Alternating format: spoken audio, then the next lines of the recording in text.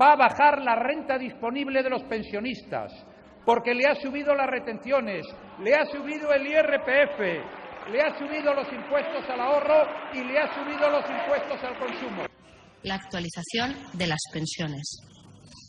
Esta es la enmienda de quienes le dicen al Gobierno que su obligación primera es con los pensionistas y que se pueden hacer las cosas de otra manera, pero no quitarle a los pensionistas lo que se han ganado con su esfuerzo y con su cotización. Que con este tema no se jugaba y que las pensiones, porque había un gran acuerdo nacional, siempre se iban a revalorizar según el índice del coste de la vida.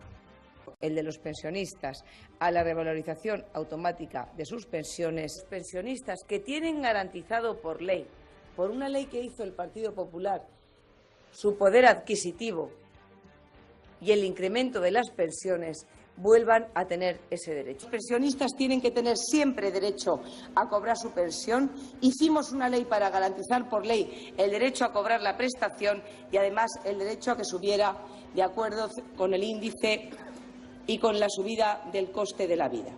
Manteniendo una sanidad pública, una educación pública y manteniendo el poder adquisitivo de las pensiones, que son el gran compromiso del Partido Popular y Mariano Rajoy. Por lo tanto, esa línea roja, desde luego, siempre va a estar ahí.